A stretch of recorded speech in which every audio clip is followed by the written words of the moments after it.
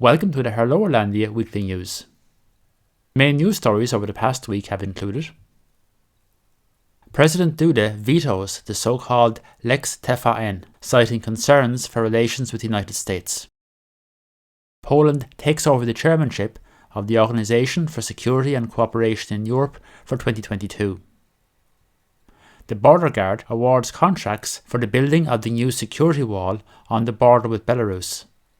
And Poland's Soccer Federation is once again hunting for a new manager of the national side after Paulo Sousa jumped ship.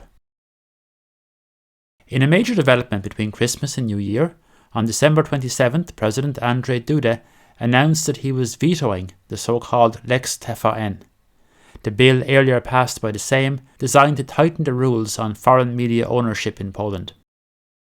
The presidential veto can, in theory, be overridden by Parliament, but such a move would require a 60% supermajority, which the government doesn't have.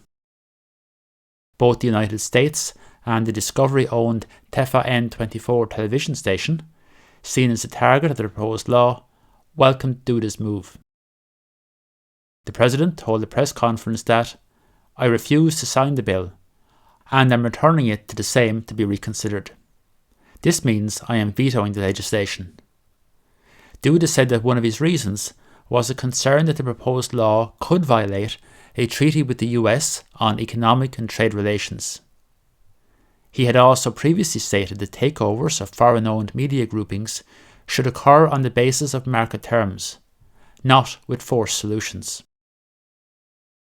Discovery welcomed the President's decision, calling it in a statement a victory of the Polish people, and adding that, "We commend the President for doing the right thing and standing up for the democratic values of a free press and the rule of law." A White House statement said that National Security Advisor Jake Sullivan had, in a phone call with Polish officials, conveyed President Biden's appreciation for Polish President Duda's veto this morning of a controversial media amendment, noting that this sent a positive signal just before Poland takes over the chair of the Organisation for Security and Cooperation in Europe on January 1st. Officially, Prawo I Sprawiedliwość expressed disappointment with the President's decision. Spokesperson Anita Czerwinska said that, "In our opinion, the media law requires clarification, so that the law is applied in accordance with the same practice as in other countries." Duda, of course, is normally seen as a close ally of the ruling bloc, which supported his presidential campaigns. His move does, however, remove a potential problem for the government in relations with the Biden administration, and comes at a time when it has plenty of other problems to deal with, including the security situation with Belarus, Russia and Ukraine, and multiple disputes with the European Union, primarily over the so-called rule of law agenda. New Year's Day marked the start of Poland's year-long chairmanship of the 57-member nation Organisation for Security and Cooperation in Europe, OSCE. The chairmanship comes at an important time for Poland, in view of the ongoing crisis in relations with Belarus and tensions between Russia and Ukraine. Polish Foreign Minister Zbigniew Rau has taken on the role of the OSCE's chairperson in office. In an interview with Polish radio last Saturday, a Foreign Ministry spokesman, Łukasz Szczecina, said that Poland's chairmanship would focus on international conflicts and crises. He emphasised that the OSCE is a forum for debate between not only European countries, but also the United States and Russia. Rau said that it is an honour and a privilege to assume the chairmanship of the OSCE for 2022. Our goal will be to continue efforts to rebuild confidence and trust, as well as to act as an honest broker and mediator between participating states. He will officially inaugurate the chairmanship and outline Poland's priorities at the session of the OSCE Permanent Council in Vienna on January 13th. Poland last chaired the OSCE in 1998.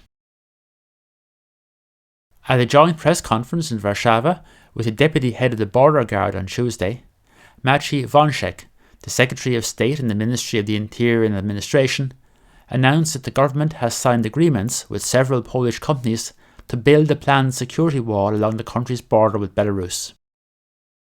Wączek said that today the border guard signed 3 large contracts for the construction of the border barrier. The deputy head of the border guard, Brigadier General Violetta Gorzkowska, said that the physical barrier was an absolutely necessary and urgent investment amid the continuing destabilization of the Polish-Belarusian frontier. Gorzkowska confirmed that the wall, expected to be completed by the middle of this year, would stretch for over 186 kilometres. The wall will consist of 5-metre steel posts crowned by barbed wire. Interest rates are on the rise once again in Poland. On Tuesday, the Monetary Policy Council of the Narodowy Bank Polski, the country's central bank, announced that the key reference interest rate would rise for the 4th time in as many months. The latest increase is by 50 basis points, from 1.75% to 2.25%. The move is a further attempt to use a tightening of monetary policy to tame rising inflation, which hit 7.8% in November. In an interview on December 30th with the businessinsider.com.pl website, Central Bank President Adam Glapiński said that rising energy costs would account for almost half of the rate of inflation in 2022.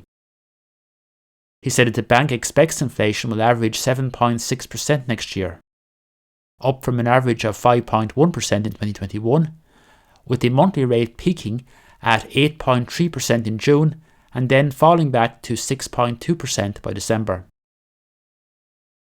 The forecast factors in the impact of the government's so-called anti-inflationary shield and a reduction in the rate of VAT on food to 0%, but not the impact of a further tightening of monetary policy.